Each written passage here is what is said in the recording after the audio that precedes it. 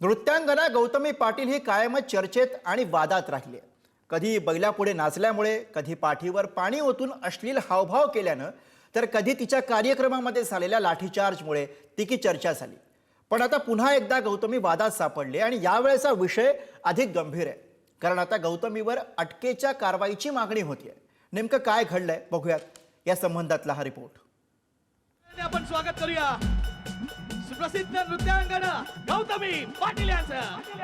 हाय सबसे कातिल ये गौतमी पाटील, हाय सबसे कातिल ये गौतमी पाटील।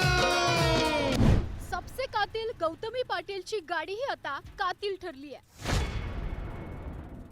आपल्या अदांनी, अश्लील हावभावांनी प्रेक्षकांना घायाळ करणाऱ्या गौतमीच्या गाडीनं एकाला खरोखरचं घायाळ म्हणजे जखमी केलं। पुण्यात गौतमीच्या गाडीनं एका रिक्षा चालकाला उडवलं।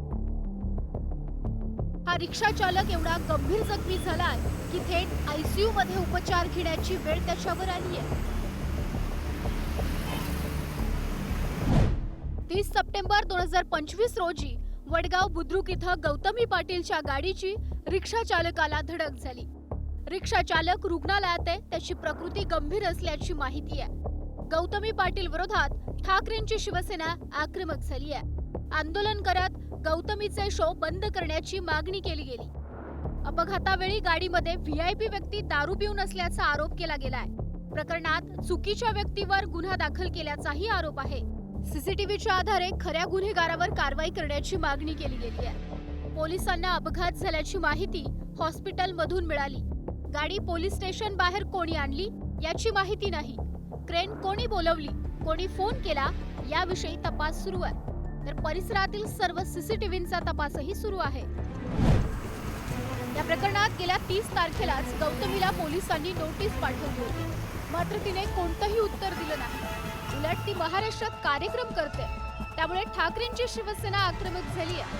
गौतमीवर कारवाईच्या मागणीसाठी पोलीस स्टेशन बाहेर आंदोलन करण्यात आलं। प्रशासनावर कुणाचा दबाव आहे का असा सवाल जखमी रिक्षा चालकाच्या मुलीनं विचारलाय।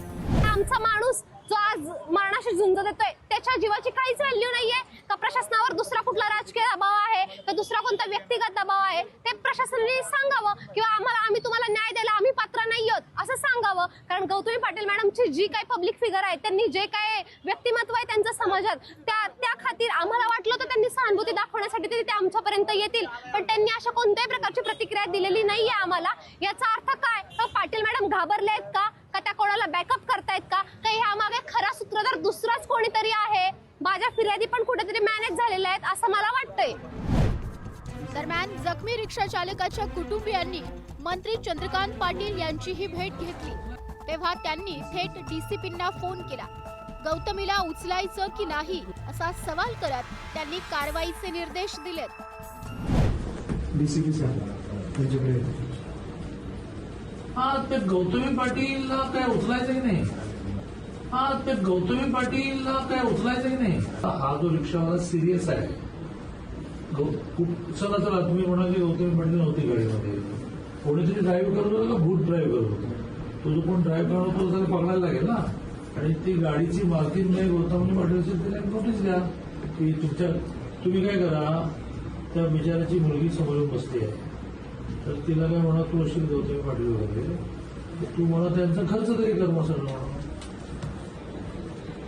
तुम्ही लक्ष घाला। संध्याकाळी मी माझ्या आमदार कार्यालयात बसलो असताना तर रिक्षावालीची मुलगी येऊन नायमुखी रडायला लागली। मी म्हटलं की कोण डीसीपी लावा, आणि मी डीसीपीला असं म्हटलं गौतमी पाटील असं कोणी असू तुम्ही केस दाखल करा। ते म्हणाले की गौतमी पाटीलांनी मान्य केलंय की मी नव्हते, गाडी माझी होती, त्या रिक्षावाल्याचा सगळा खर्च मी करेन, तेवढं मागे लावून करून घ्या, संपला विषय।